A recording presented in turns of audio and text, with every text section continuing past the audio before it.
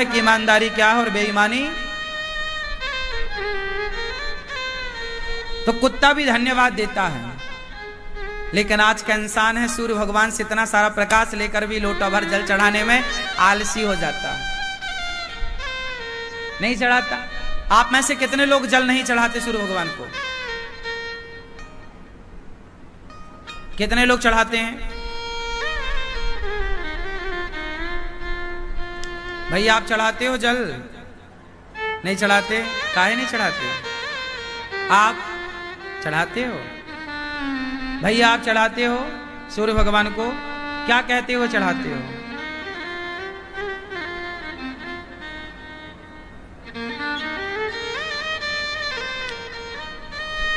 हैं? हाँ, सूर्य भगवान के कितने नाम हैं?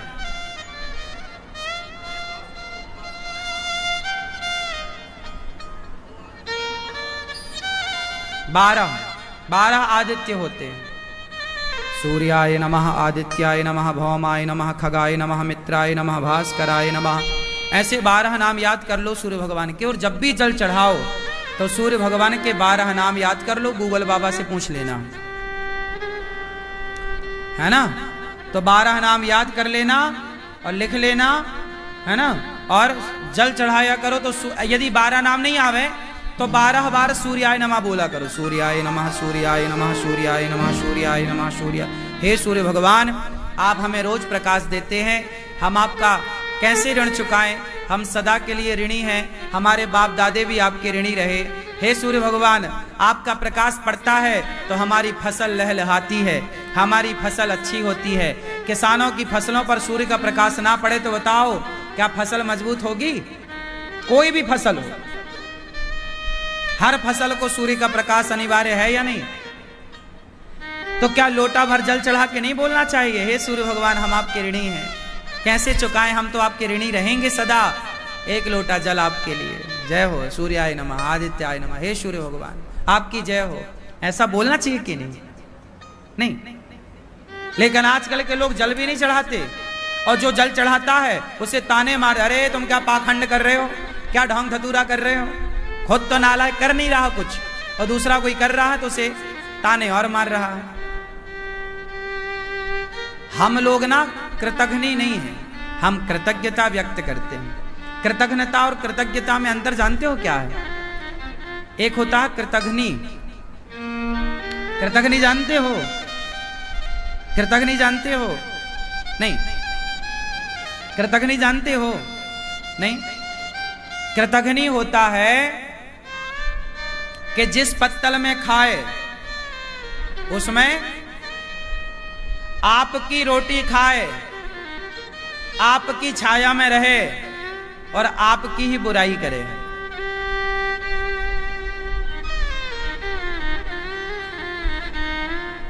आपकी रोटी खाए, आपकी छाया में रहे और आपको ही बर्बाद करने का प्लान करे।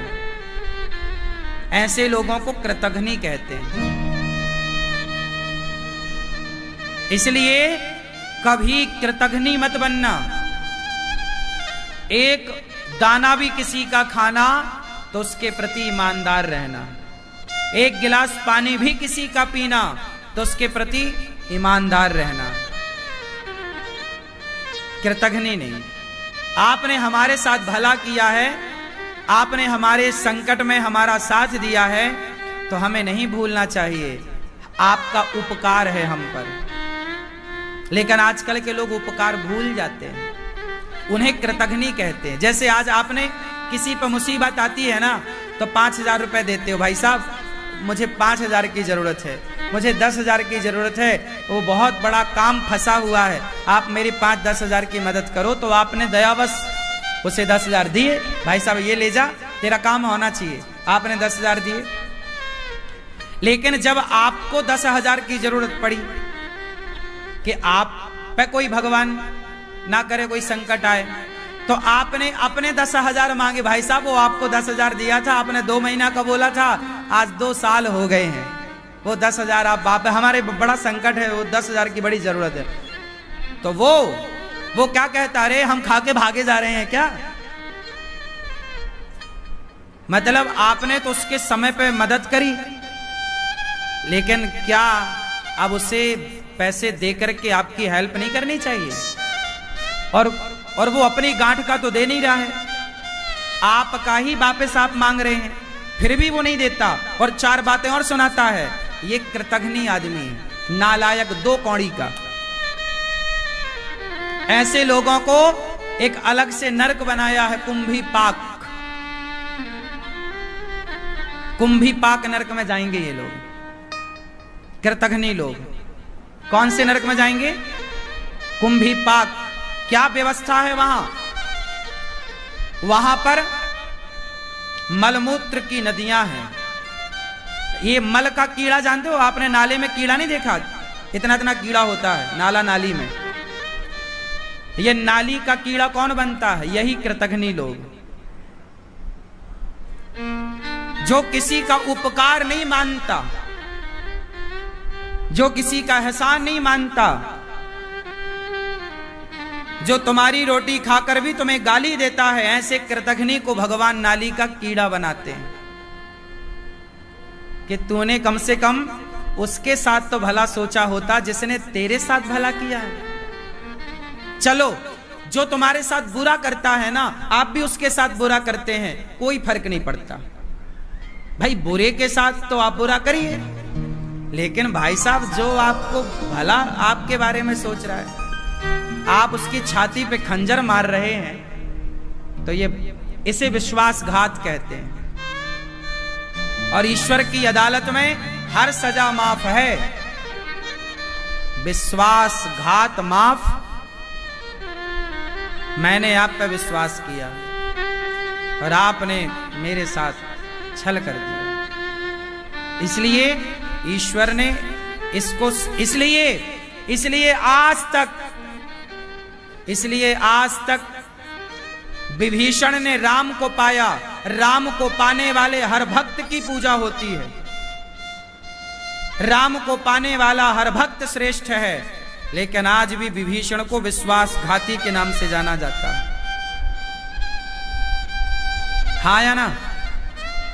राम का साथ दिया, विभीषण अच्छा था कि गलत का साथ छोड़कर सही का साथ दिया, लेकिन आखिर उसने अपने भाई, ये तो समाज कहती ही है ना कि उसने अपने भाई को छोड़ दिया, जबकि उसका भाई गलत था, विभीषण ने ठीक किया।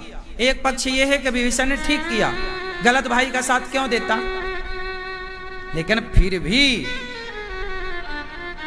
विभीषण ने आखिर भाई के साथ दगा तो किया।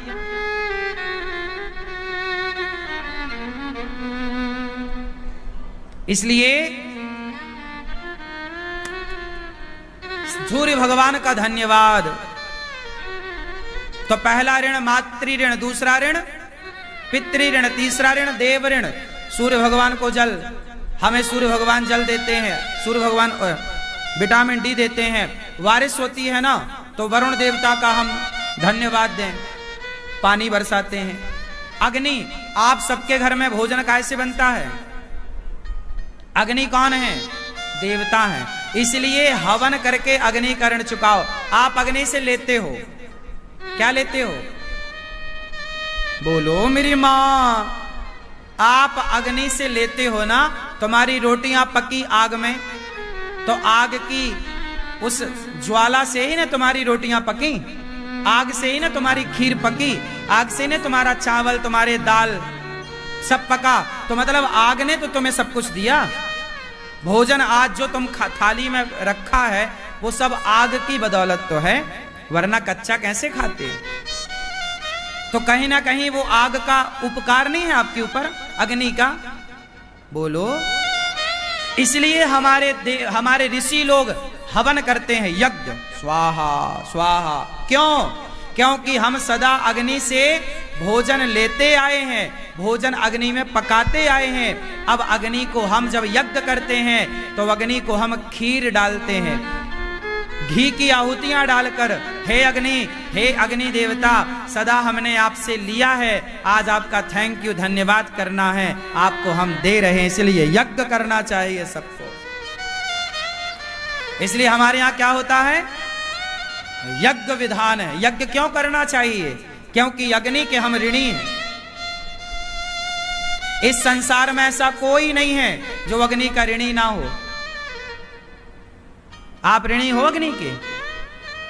हैं? हम सारे लोग ऋणी हैं और हमारे पूर्वज भी ऋणी रहे हैं। अग्नि का ऋण हम कभी ना चुका पाएंगे, इसलिए थोड़ा यज्ञ करके कम हो सकता है। यज्ञ, हे यज्ञ नारायण भगवान, हे अग्नि देवता, ये आहुति हमारी टूटी फूटी जो हमारी है स्वीकार करिए। ये देव ऋण है, चुकाओ। इसलिए जब आप भागवत करते हैं ना तो हवन होता है, तो भागवत करने से आपका मातृ ऋण चुका क्योंकि मां सुन रही है, पितृ ऋण चुका क्योंकि पिता भागवत सुन करके हमारे पितर सदगति को पाएंगे। जैसे धुंधकारी की सदगति भागवत सुन के हुई, परीक्षित जी की सदगति भागवत सुनकर हुई। और आप यज्ञ करेंगे तो देव ऋण से भी मुक्ति। और चौथा है ऋण ऋषि ऋण। चौथा ऋण किसका? ऋषियों का। वो ऋषि ऋण क्या है? आप लोगों के पास भगवत गीता है, ये ऋषियों ने तो कृष्ण की वाणी व्यास जी ने महाराज ने आप तक पहुंचाई। तुलसीदास जी, सूरदास जी के दोहे आप गाते हो, कबीरदास जी का दोहा आप सबको याद है कि बड़ा हुआ सो क्या हुआ। जैसे पेड़ दुख में सुमिरन सब करें, सुख में करे ना कोई, बुरा जो देखन मैं चला बुरा ना मिलिया। आप सबको संतों की कोई ना कोई वाणी याद होती है। मंगल भवन अमंगल द्रवंश दशरथ, दीन दयाल बिरद संभारी हरहु नाच, जय हनुमान ज्ञान गुण सागर, जय कपीस रामदूत, अंजनी पुत्र महावीर, कुमति निवार, कंचन वरण, कानन कुंडल, हाथ वज्र, कांधे मूज, शंकर सुवन, तेज प्रताप, विद्यावान, राम काज। ये देखो सब याद है ना? तो ये संतों की वाणियां ही तो तुम्हें याद हैं। ये हनुमान चालीसा कोई हमने थोड़ी लिखा है, गोस्वामी तुलसीदास ये संत हैं। तो संतों की वाणी ना होती तो हम गूंगे थे, गूंगे। संतों के वचन ना होते तो हम क्या थे? गूंगे। मूकम करोति वाचालम पंगुम लंघयते गिरिम यत् कृपातमहं वंदे परमानंदम माधवम। संतों के बिना, भगवान के बिना हम लंगड़े हैं, गूंगे हैं। आज हमें चलना किसने सिखाया?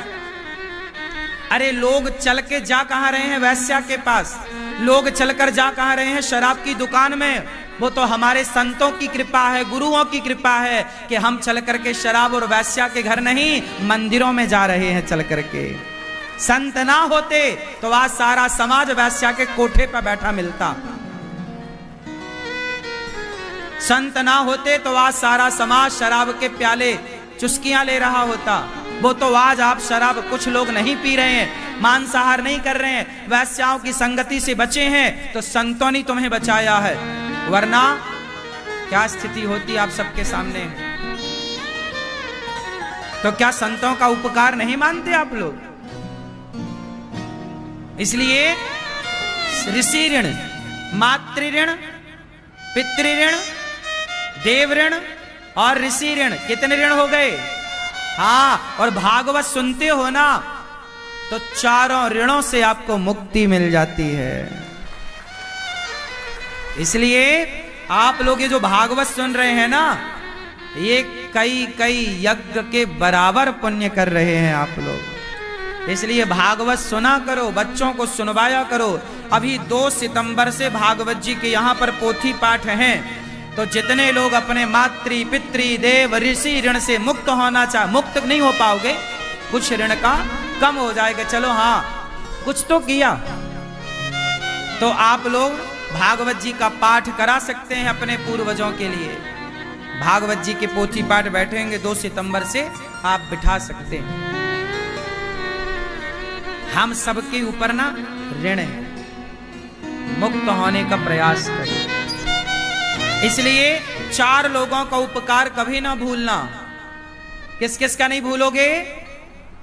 माता का उपकार कभी ना भूलना, पिता का उपकार कभी ना भूलना, ऋषियों का उपकार कभी ना भूलना और देवताओं का उपकार। इसलिए तुम्हारी दादी अम्मा कहती है, माताजी पिताजी कहते हैं बेटा एक लोटा जल चढ़ा लो, कोई तर्क वितर्क ना किया करो, लोटा भर जल चढ़ा देने में कोई बुराई नहीं है। एक छोटा सा हवन कर लेने में कोई बुराई नहीं है। हर जगह तुम साइंस ना घुसाया करो। साइंस और शास्त्र है ना, साइंस भी अभी आध्यात्म को नहीं जानती। हमारी आध्यात्म की भाषा में आत्मा है, जबकि साइंस की भाषा में कोई आत्मा नहीं है, एनर्जी है। हाँ या ना? फिर तो साइंस अपना काम कर रही है बेहतर, आध्यात्म अपना काम कर रहा है बेहतर। साइंस ने आज इतनी तरक्की कर ली, लेकिन आज बताओ क्या साइंस के होते हुए क्या डिप्रेशन की कोई दवाई है? ऐसी कौन सी टैबलेट है भाई कि खाने से डिप्रेशन खत्म हो जाएगा, चिंता खत्म हो जाएगी? ना, चिंता खत्म कोई कर सकता है तो विज्ञान नहीं कर सकता।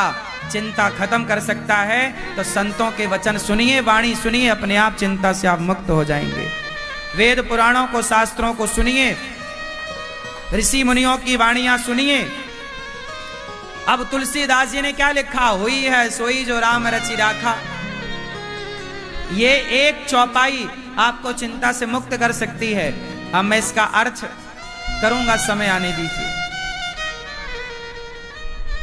एक चौपाई बहुत है तुम्हारी चिंता मिटाने के लिए, पर तुम्हें समझ में तो आए, तुम्हारी श्रद्धा तो हो चौपाइयों में, पहले संतों में तुम्हारी आस्था तो हो।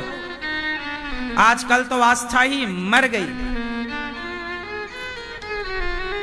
इतनी मूवियां बना दी बॉलीवुड ने संतों के खिलाफ कि आजकल के लोगों के अंदर संतों के प्रति नफरत पैदा हो गई। ये बहुत बड़ा षड्यंत्र हुआ है। जो संत सदा से समाज के रक्षक रहे हैं, आज उन संतों को बदनाम करने के लिए बॉलीवुड ने करोड़ों रुपए खर्च किए, इसलिए कि वो अपना शराब का प्रचार कर सकें, गुटखे का प्रचार कर सकें और जंगली रमी इत्यादि जुए के ऐप का प्रचार कर सकें और संतों का वो बहिष्कार कर सकें। आप समझते नहीं हैं, आप बड़े भोले हैं। कितना गहरा षड्यंत्र है सनातन के खिलाफ। आजकल के नौजवान बच्चे ना संतों से हट चुके हैं। वो अपने बाप की नहीं सुनने को तैयार है, वो अपने माँ की सुनने को तैयार नहीं है, वो साधु संतों की, गुरुजनों की सुनने को तैयार नहीं है। वो केवल बॉलीवुड की सुनने को तैयार है। और बॉलीवुड क्या कह रहा है? दाने दाने में केसर का दम।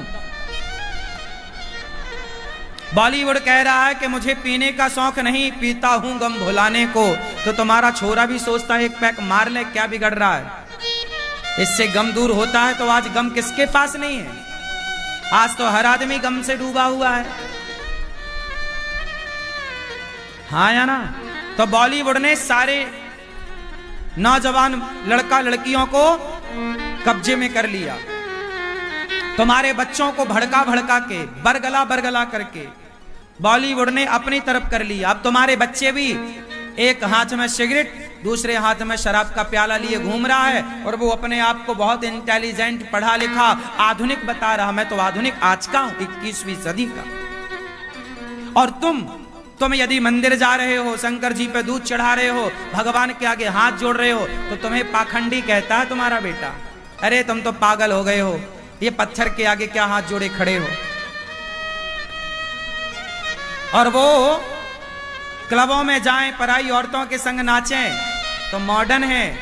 और तुम मंदिर में जाके पतिव्रता धर्म निभाओ, भगवान का चिंतन करो, एक अच्छी पत्नी बनके अपने पति की और अच्छा पति बनके अपने पत्नी के साथ रहे, तो वो गवार माना जाता है आज के युग में। शराब पीने वाला आजकल मॉडर्न माना जाता है और दूध पीने वाला गवार। बिल्ली की पट्टी की बनी कॉफी पीने वाले मॉडर्न माने जाते हैं और गौमूत्र पीने वालों को दुनिया गंवार कहती है। देखिए देख तेरे संसार की हालत क्या हो गई भगवान की, कितना बदल गया। आपको पता है बिल्ली की पट्टी की आजकल कॉफी बनती है और बहुत महंगी। आश्चर्य ना मानो, चल रही है दुनिया में ये सब प्रपंच। बिल्ली का गू बिक रहा है, बहुत महंगा, हल्के में ना लेना, 2500-1000 रुपए किलो। बिल्ली की पट्टी की लोग कॉफी पी रहे हैं, हाँ या ना, हाँ या ना। और गाय का गौमूत्र पीने का बोला गया तो भारत के संतों को गंवार कह रहे, तो गंवार हैं, गौमूत्र पिला रहे हैं, और तुम जो पट्टी खिला रहे हो बिल्ली की तुम मॉडर्न हो। वाह, तुम पट्टी खवाओ बिल्ली की तुम मॉडर्न, और हम पंचगव्य और गौमूत्र की बात करें तो गंवार। वाह, देखो जरा तुम्हारे बच्चों को किस तरह बरगला करके किस तरह कहां ले गए, बिल्ली की पट्टी तक खिला रहे हैं। ये चल रहा है।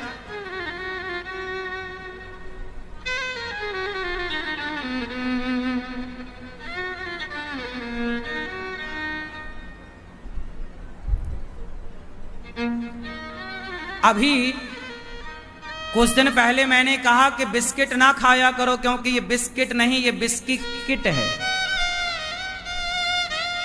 ये बिस्की क्या है? इसमें विष भरा हुआ है। बिस्किट मतलब बिस्की किट। तो लोगों ने बड़ा मजाक उड़ाया, देखो बाबा कैसी बातें कर रहा है, बिस्कुट को बिस्की किट बता रहा है। और अभी देखो महाराष्ट्र में कुछ बच्चे, 200 से अधिक बच्चे बिस्किट खा के बीमार पड़ गए। ये बिस्किट में मैं कहूं कि बिस्किट मत खाओ, तुम बिस्किट खाओ तो मॉडर्न, और मैं अंकुरित अनाज की बात करूं तो मैं गंवार। मैं कहता हूं बिस्किट क्यों खाते हो, अंकुरित अनाज खाओ भाई। चने अंकुरित करिए, दालों को अंकुरित करिए, स्प्राउट्स इत्यादि। जब आप अंकुरित अनाज खाएंगे तो बताओ वो ज्यादा हेल्दी है या बिस्किट ज्यादा हेल्दी है? उत्तर दो, बोलो। क्या अंकुरित अनाज ज्यादा बेहतर है कि बिस्किट? फिर अभी मैंने बोला था, लोगों ने बहुत मजाक उड़ाया, बहुत हंसे, और अभी बच्चे बीमार पड़ गए 200 से अधिक बिस्किट खा के। सिवाय मैदा, सिवाय शक्कर के, सिवाय पाम ऑयल के क्या होता है बिस्किट में? लेकिन संत बोल दे कोई साधु, हम बोल दें कि भाई बिस्किट मत खाओ तो हमें लोग गंवार कहते हैं, है ना? और तुम भले वो बिस्किट खा के मरो तो मॉडर्न हो भाई, आप तो ये खा रहे हैं। मतलब अच्छी बात आज के जमाने में बोलने वाला कोई हो तो उसे ऐसी बोला जाता है। हाँ, बुरी बातें आप बोलिए, आपको कोई कुछ ना बोलेगा। आप धड़ल्ले से गुटके का प्रचार करिए, दाने दाने में केसर का दम। संडे हो या मंडे, खूब अंडे बेच रहे हैं। हर गलत चीज का प्रचार बॉलीवुड कर रहा है, लेकिन उस गलत के बारे में कोई नहीं बोलता। हम अच्छी बातें कहें तो लोग हमें बोलते हैं, हाँ या ना? अच्छा बताओ,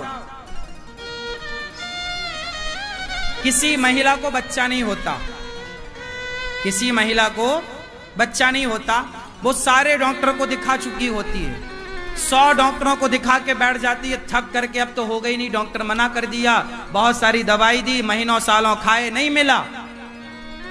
सारी डॉक्टरों को दिखाया ना, तो मैंने बोला कि जब सारे डॉक्टरों से थक जाना तो एक छोटा सा प्रयोग कर लेना। मैंने एक प्रयोग बताया, लोगों ने बड़ा मजाक उड़ाया। मैंने प्रयोग बताया कि पहले तो सारे डॉक्टरों को चेकअप करा लो, जब सारे डॉक्टर फेल हो जाएं, जब तुम्हें पुत्र प्राप्ति ना हो, संतान प्राप्ति ना हो, तो एक उपाय कर लेना। क्या उपाय? मैंने कहा कि गाय को गेहूं खवाना, गाय को गेहूं खवाना, और वो गेहूं जब गाय के गोबर से बाहर आएगा तो उस गोबर को साफ करके, गेहूं को साफ करके, धुल करके, और गेहूं की बढ़िया 10-5 पानी से धुल करके गेहूं को साफ करके पहले सुखाना, फिर सुखा करके उसे पीसना, उसकी रोटी बनाना, भगवान जी को भोग लगाना, और वो रोटी तुम दोनों पति पत्नी खाओगे तो भगवान राम का वंश आगे नहीं बढ़ रहा था। तब राम के पूर्वज राजा दिलीप ने गौ माता की सेवा करी और गौ माता की सेवा के द्वारा उनके घर में रघु का जन्म हुआ, जिनके नाम से रघुवंश चला। यदि गौ माता की सेवा से, गौ माता की कृपा से राम का वंश चल पड़ा, तो गौ माता की कृपा से तुम्हारा भी वंश चल पड़ेगा। तो बताओ इसमें क्या बुरा था? अब तुम 100 डॉक्टरों को तो दिखा ही चुके ना, मेडिकल साइंस तो हार चुका ना तुमसे। तो एक गौ माता को बढ़िया सा गेहूं खवा के और वो गेहूं का बढ़िया भोग लगा के खा लेने में क्या बुराई है भाई साहब? तो लोगों ने क्या कि अरे बाबा तो देखो गोबर खवा रहा है, अब ले। और ये प्रयोग हमारे यहां होते चले आए, ये शास्त्रोक्त प्रयोग है कि गाय के पेट में जब कोई वस्तु गेहूं इत्यादि जाती है तो वो सामान्य गेहूं जाता है, पर विशेष तत्व, विशेष एनर्जी गाय के संपर्क से उसमें प्राप्त। यदि गाय के मूत्र में शक्ति ना होती तो आज बाजार में किसी भी मेडिकल में जाओ और बोलना गौमूत्र चाहिए, मिलता है कि नहीं? उत्तर दो। बाजार में किसी भी आप मेडिकल शॉप में जाओ, गौमूत्र मांगो, मिलता है कि नहीं? जोर से। और आप किसी भी मेडिकल शॉप में जाओ, कुत्ते का मूत्र मांगो, मतलब गौमूत्र में ही शक्ति है, इसलिए आज भी बाजार में गौमूत्र बिक रहा है। तो गौ को हल्के में समझ रहे। मैं गाय की महिमा बताऊं तो लोग मजाक उड़ाते हैं, वो कुत्ते से लोग अपना मुंह चटवाएं तो वो मॉडर्न है, कुत्ते से मुंह चटवाने वाले मॉडर्न, और हम गाय की सेवा करें तो गंवार। देखो ऐसा है आज का जमाना। समझ में आई ना बात? गाय सबकी माता है और पूरे भारत की आस्था गाय पे रही है। आप कितने लोग गाय को माता मानते हैं? तो गाय के अंदर माता वाला कोई गुण लक्षण है कि यूं ही मानते हो?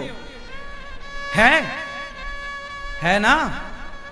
तो फिर आजकल के पढ़े लिखे लोग, यदि तुम पंचगव्य पीने लग जाओ, पंचगव्य कौन कौन जानता है? पंचगव्य गाय के गोबर के रस, मूत्र, दूध, दही और घी, ये 5 चीजों को मिलाने से पंचगव्य बनता है। जब तक आप पंचगव्य नहीं पीते तब तक आप यज्ञ करने के अधिकारी नहीं होते। ये यज्ञ का विधान है। लेकिन अब प्राचीन परंपराओं से आजकल के बच्चे हट गए, अपनी भारतीय सनातन संस्कृति को भूल गए, और जब संस्कृति भूल गए तो पंचगव्य भूल गए, पंचगव्य भूल गए तो गौ माता की महिमा भूल गए। और गौ माता, आजकल लोग कुत्ता पालने में बड़े इंटरेस्टेड हैं। कुत्ता 1-1 लाख का ले आएंगे और 1-1 लाख के कुत्ते से अपना मुंह चटवाएंगे, लेकिन गाय घर में रखने में शर्म आती है। मैडम कुत्ते की पोटी उठाए तो मॉडर्न, और कोई स्त्री गाय का गोबर उठाने लग जाए तो उसे गंवार कहा जाता है। ये देखिए, ये दोगलापन नहीं है? क्यों मेरी मां? सही है?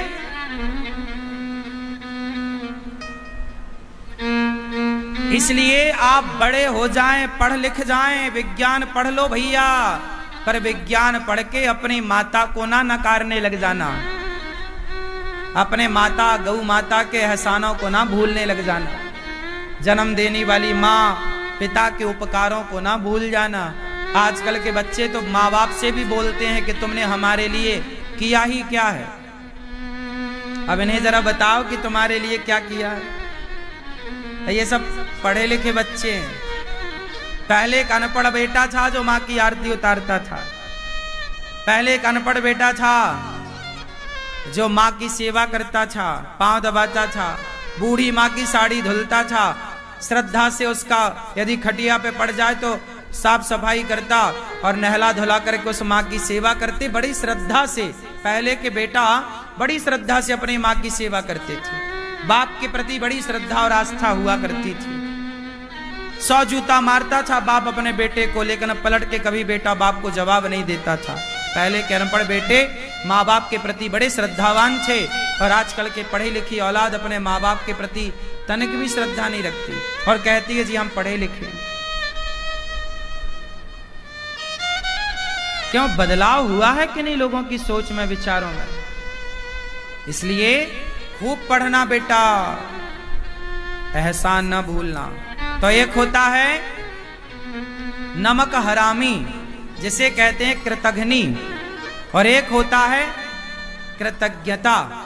एक होती है कृतज्ञता, मैं आपका कृतज्ञ हूं। कृतज्ञ मतलब मैंने आपका एहसान माना, उसे कृतज्ञ कहे, मैं आपका कृतज्ञ हूं। कृतज्ञ मीन्स मैं आपको मानता हूं कि हाँ आपने मुझे एक गिलास पानी पिलाया है, और मैं आपके एक गिलास पानी के बदले मैं बहुत कुछ उसका आपको देने का भाव रखूं, आपके प्रति श्रद्धा रखूं, वो कृतज्ञता है। तो कृतघ्नि मत बनिएगा, कृतज्ञता व्यक्त करिएगा। तो कृतज्ञता और कृतज्ञता में ये अंतर है। तो आज आप भागवत सुन रहे हैं, मतलब आप सबसे उत्तम काम कर रहे हैं। भागवत में 12 स्कंध हैं, 335 अध्याय हैं और 18,000। अब पहला श्लोक मेरे संग बोलिए, महात्म्य के 6 अध्यायों का प्रथम श्लोक। सब गाइए मेरे संग। सच्चिदानंद रूपाय विश्वोत्पत्त्यादि हेतवे तापत्रय विनाशाय श्री कृष्णाय वयं नुमः। देखो श्लोक बुलवा रहे हैं, आवाज नहीं आ रही, लड़वा लो पड़ोसन से, 4 गांव दूर तक आवाज जाती है। बोलो सच्चिदानंद मैया, पीछे वाली माँ बोलो, मेरी माँ सच्चिदानंद। ये हमारी मैया शुरू से ही सो रही हैं, लगता है रात भर सोई नहीं अच्छे से। मैया राम राम, सो लो मेरी माँ। हमें लगा चलो थोड़ी बहुत झपकी आ रही होगी, एक बार हमने नहीं उठाया आपको, दूसरी बार भी नजर पड़ी नहीं उठाया, पर अब तीसरी बार हमें लगा नहीं, अब तो मैया से एक श्लोक बुलवा ही लेते हैं। नींद आ रही है ना मेरी माँ? रात को सोई नहीं थी आप? तबीयत तो ठीक है ना? बोलो सच्चिदानंद रूपाय विश्वोत्पत्त्यादि हेतवे तापत्रय विनाशाय श्री कृष्णाय वयम नुमः। ये भागवत जी का महात्म का प्रथम श्लोक है। सच्चिदानंद रूपाय विश्वोत्पत्त्यादि हेतवे तापत्रय विनाशाय श्री कृष्णाय वयम नुमः। इसका अर्थ है, हे श्रीमन्नारायण, हे श्री कृष्ण, सच्चिदानंद आप कैसे हैं? सच्चित आनंद, सच्चिदानंद है। भगवान कैसे हैं? भगवान सत चित। अब संधि विच्छेद करिए, सत प्लस चित प्लस आनंद बराबर सच्चिदानंद। सत चित आनंद क्या होगा? जो सत्य है,